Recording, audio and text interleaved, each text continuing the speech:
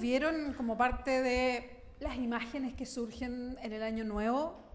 Una que tenía que ver mucho con el Año Nuevo, pero nada con lo que se estaba haciendo. Era una imagen de Guatemala, quiero aclarar, no fue en Chile, pero sí, no sé cuánta gente, y había colección de gente que reaccionaba con harto impacto. Les voy a contar un poquito de qué se trata. Era una sala de parto, y había dentro de la sala, una sala pequeña, unas 40 personas, todas vestidas de verde, así como entrando a una sala de parto, pero con gorros de fin de año, con cornetas de fin de año, tirando chaya y todo, porque era el momento en que nacía la primera guagua del 1 de enero del 2019. Y la verdad es que era impactante verlo, porque parecía como que era una fiesta dentro de un quirófano, y que estaban esperando, hicieron la cuenta atrás, 5, 4, 3, 2, 1, y cuando ya eran las 12, justo para que naciera la guagua, o sea, esperando el momento para sacar la guagua de la mujer que la estaba teniendo, y todos celebraron como si efectivamente estuvieran en medio de una fiesta.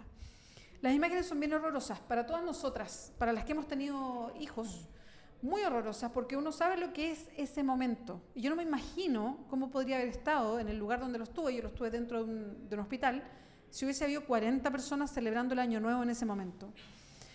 Y bueno, inmediatamente traemos de vuelta un concepto que ha ido creciendo en nuestro país en el debate, y que es el de la violencia obstétrica.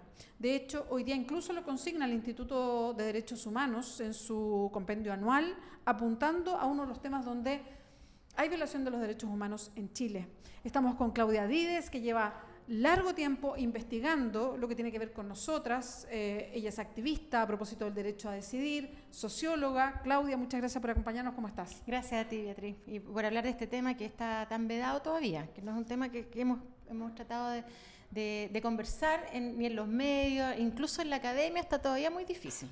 Sí, y también con las y los profesionales de la salud, Así porque es. también hay una suerte de cuestionamiento a cómo se han hecho siempre las cosas. Primero, y para entrar con conocimiento al tema, ¿de qué hablamos cuando hablamos de violencia obstétrica? Violencia obstétrica es todo acto que implique un maltrato psicológico, físico, económico también hay temas económicos en la violencia obstétrica, que tiene que ver con el proceso en que una mujer lleva un embarazo hasta terminar el parto y después toda la etapa que viene posparto, ¿no? Entonces es un proceso largo, digamos, es desde el día 1 que uno sabe que está embarazada hasta después cuando llevas todo el tema del puerperio y los, qué sé yo, a tu niño o niña, control del niño sano, como se llama en Chile. Entonces, ¿qué significa eso? Que todo acto que haya una relación con una matrona, un matrón, un médico, desde cuestiones verbales. En Chile, fíjate que, y eso lo recuerdo con mucha claridad, que a las mujeres les llaman mamita. No es Beatriz, ¿no? Por ejemplo, tú eres embarazada de Beatriz, sino que es mamita. Y ese mamita, que ya es un diminutivo, implica que tu único rol, como te ven, es como una mujer que solamente está embarazada, no es más allá del embarazo. Entonces, van desde ese tipo de violencia, del cómo te llaman, y que por lo tanto invisibilizan tu nombre totalmente, hasta tipo de prácticas en el parto que ya se sabe que están totalmente fuera, digamos, de la práctica clínica, ¿no? De cómo hay que tener un parto. Y tiene que ver, por ejemplo, con muchas veces que te incitan a hacerte una cesárea cuando no la necesitas. Hemos tenido casos de médicos que se tienen que ir a un congreso y entonces planifican la cesárea a las 3 de la tarde porque a las 6 están tomando el avión, ¿no? Y cuando la mujer no lo necesita. Y por otro lado, el tipo que yo creo que fue gráfico, lo de Guatemala, fue terrible lo de Guatemala, porque además yo no sé si se fijaron, y los que no lo han visto, por favor, véanlo, en la cara de la mujer. La cara de la mujer tenía una cara de angustia mientras los otros celebraban el 2019, que a mí me parece que ese es un acto de violencia tan grande, porque uno elige quién entra a la sala del parto, ¿no? Uno elige si quiere sacarse foto o no, uno elige si quiere... Bueno, creo, Claudia, perdona que te Sí, interrumpa, dale pero nomás. que tocas un tema que es bien vital y que tiene que ver con el fondo. Y creo que muchas de las que escuchan, y muchos también, porque hoy día es bastante habitual que los padres también participen en el proceso de parto, y que lo han escuchado muchas veces. Esto tiene que ver con que la mujer es dueña de su parto y no es el equipo médico el dueño, eso es lo primero. Entonces, si una quiere un embarazo en el momento en que la guagua nazca, que no te vayan empujando a hacerte una cesárea como es lo único que hay que hacer, o que no, y esto pasaba más antes que ahora, pero creo que muchas mujeres se acuerdan de esto de ya no grite tanto, no se queje tanto, Sí, o sea, como como limitando o poniendo como un estándar de lo que pasa en el momento del parto. Y sabéis que yo creo que tiene que ver con la falta de conocimiento que hay respecto a las diferencias de las mujeres. Hay mujeres que tienen los umbrales del dolor mucho más altos, hay otras que menos. Por lo tanto, hay algunas que se van a quejar más, y está bien que se quejen. Lo que está ocurriendo en el cuerpo, primero es que hay una transformación del cuerpo durante 9 meses y estamos pariendo. O sea, a ver si los hombres se bancan el parir. Entonces, ¿hay dolor? Sí hay dolor. ¿Y qué importa que haya dolor? ¿Y qué importa que se grite con el dolor? Entonces, cuando viene alguien de salud, profesional de salud, y te dice, no grite, no se queje, o cuando te dicen, bueno, usted se lo buscó y miren lo que está, eso es violencia obstétrica, ¿no? No solamente el hecho de ocupar muchas veces forceps cuando no se necesitaba y no ver las consecuencias, o, por ejemplo, poner anestesia sin que la mujer lo solicite, ¿no? Exacto. Hay una serie de situaciones que son en la práctica médica que no son consideradas la opinión de las mujeres. Entonces, un objeto, y hay otra cosa que es muy delicada, que tiene que ver, que yo sé que es algo más técnico, esta idea de que tienes que parir acostada, ¿no? Y que es obvio que si tú vas a parir, está saliendo algo y por lo tanto la posición vertical es mucho más fácil. Entonces, todo ese tipo de prácticas la OMS ya lo acuñó como violencia obstétrica. El problema está en que los profesionales de la salud, en Chile, a lo menos en otros países latinoamericanos, no quieren aceptar que es violencia obstétrica. Pero hay un proyecto de ley que presentó la diputada Mix, donde pone el tema de la violencia obstétrica, lo trabajamos juntos. Y fue a propósito de una investigación muy importante que hicieron un grupo de antropólogos y matrones de una encuesta de 11.000 mujeres, que yo contesté también la encuesta, era libre, fue muy interesante, y donde la violencia se ve en episodios por generaciones desde la década de los 70 hasta ahora. Sí, ¿no? Bueno, yo te quería preguntar, a propósito de la experiencia que tienes, de haber trabajado en distintos organismos que están muy pendientes de todo este proceso, ¿se podría vivir en Chile algo como lo que se vio en Guatemala? Perfectamente. Perfectamente, o sea, las ¿Y condiciones... por qué? ¿Porque la mujer no tiene el control? Porque no tienes el control en la sala de parto. La sala de parto no es tuya.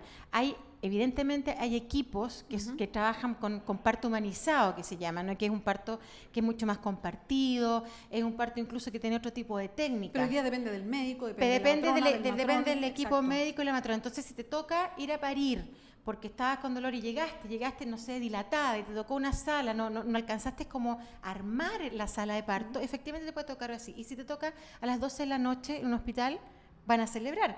Podría ser, ¿no? Perfecto.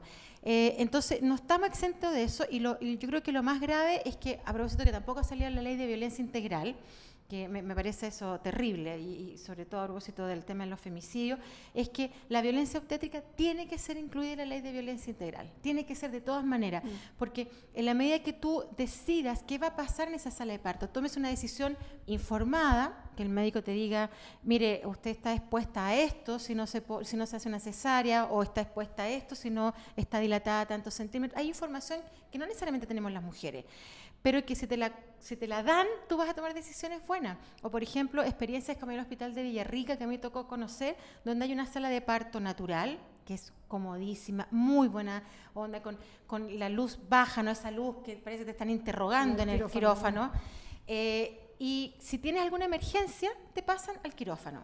Entonces yo creo que si tomamos el parto como un acto natural, ¿no? Que hay un proceso biológico, perfectamente tenemos que condicionar todo lo que son las prácticas médicas, ¿no? Ahora, el concepto se ha ido conociendo de a poco. Yo tampoco nunca había escuchado hablar de violencia obstétrica.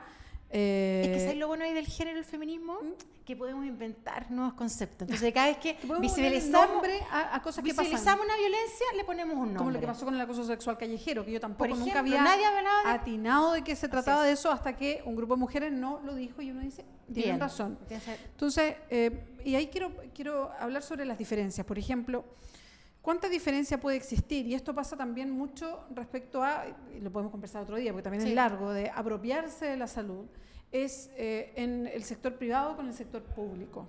Y lo pregunto, y no quiero estigmatizar, porque muchos de los médicos y matrones y matronas que llevan adelante proyectos para terminar con la violencia obstétrica, trabajan en el sistema público, no necesariamente en el privado, ojo con eso. Pero muchas veces en el privado la mujer que tiene más lucas tiene su propio equipo médico, lo puede conversar esto desde antes, en fin. En cambio, en el sector público no es así. Y la verdad es que uno se va atendiendo con la persona que le va tocando, según el horario que tenga, en fin. Entonces, ¿Aquí también se da esa diferencia de el que tiene más o la que tiene más con la que tiene menos? Sí, totalmente. Yo creo que es claro que cuando uno tiene la posibilidad de atenderse en una clínica privada, uno tiene su equipo, incluso uno puede irse a una clínica con su equipo, basta que el médico tenga permiso para ocupar el pabellón. Y ahí lo que hay en el proceso del embarazo es una necesidad, como está tan medicalizado, como dejó de ser natural, ¿no? Entonces uno necesita un proceso de acompañamiento, que en general es con tu médico, médica, ginecobstetra, más la matrona que entra en última etapa. En el caso de las mujeres que se atienden en el sistema público, es el que te toque. A veces cae la casualidad de que efectivamente te pueda tocar la misma matrona, el mismo médico.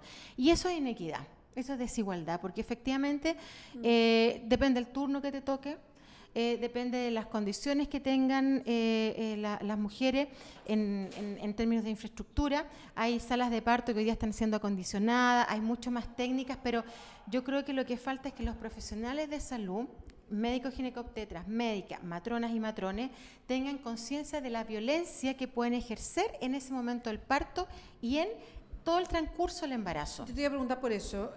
Y hoy día, ¿cuánto se conversa? A ver, ¿cuánto se conversa de esto en la formación de especialistas? ¿Cuánto se conversa a nivel de el colegio médico, por ejemplo?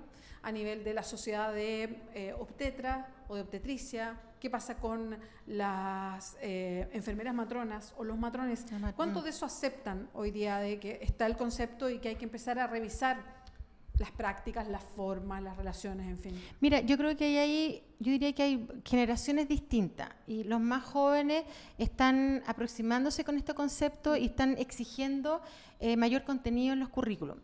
Pero también hay gente que piensa que la violencia es como que está atacando, por ejemplo, a las matronas o los médicos. Y no hay un ataque, sino que la invitación es a darse cuenta de esas malas prácticas que han tenido. Y las quejas de algunas de ellas, y nosotros lo hemos escuchado en debates que se dieron en esta mesa de trabajo, es que tiene que ver con que hay una violencia simbólica en los hospitales y una violencia estructural en los hospitales que tiene que ver con la falta de recursos, con la falta de recursos económicos incluso para sus turnos, etcétera. Tomando eso en consideración, que yo creo que sí es cierto, eso no significa que hay que invalidar el concepto de violencia obstétrica. Porque cuando no se ha respetado, por ejemplo, los partos de mujeres indígenas y obligas a una mujer indígena a parir con una mujer occidental, voy a poner esos términos, estás ejerciendo violencia obstétrica, ¿no? Cuando, por ejemplo, yo me acuerdo en Iquique que las mujeres tenían su sala de parto, las mujeres indígenas, Aymara, y al lado tenían la sala de urgencia, qué sé yo, el pabellón, y claro, las aymaras toman quinoa, jugo de quinoa, y eso le molestaba mucho a alguna gente profesional de salud, pero ¿cómo van a tomar después si no se puede hacer nada? Y en su práctica sí tomaban para producir mayor leche. Entonces, les cuesta aceptar que hay otro tipo de saberes colectivos, ¿cachai? A saberes colectivos que están ahí y que lo que hay que hacer es recogerlo. Sí, claro. Y claro, y el miedo, yo puedo entender el miedo, que haya mayor mortalidad materna. Pero por supuesto, mientras tú tengas los límites, ¿no? Es como cuando tú quieres parir en la casa y si hay algún tipo de urgencia, que efectivamente la ambulancia pueda llegar en 5 minutos. Pero eso no significa invalidar otro saber, sí, claro, que nos puede dar, yo diría que nos puede dar mucha información que no teníamos, que la olvidamos. Entonces, se trata de confluir ambas cosas y que las mujeres elijan. Si yo me estoy preparando para tener un parto natural, bueno, no me ofrezcan entonces la inyección para hacer una cesárea. Si yo quiero tener una cesárea, bueno, ofrézcanme la cesárea. Entonces yo creo que aquí hay que abrir las mentes. Creo que los más jóvenes, una generación que se está abriendo, y creo que las generaciones más viejas tienen que escuchar lo que las mujeres estamos pidiendo. Por eso hay una ley, por eso hay manifestaciones que van a haber contra la violencia obstétrica, y hay experiencias que son muy bonitas en términos de poder volver al parto natural, respetando cualquier tipo de emergencia, por supuesto, y bajando siempre la mortalidad materna, que eso hay que bajarla de todas maneras. Claudia Dides, muchas gracias por acompañarnos hoy día. Estamos. Gracias. Recuerden www.diarioclever.cl y suscríbanse a nuestra página ahí en YouTube.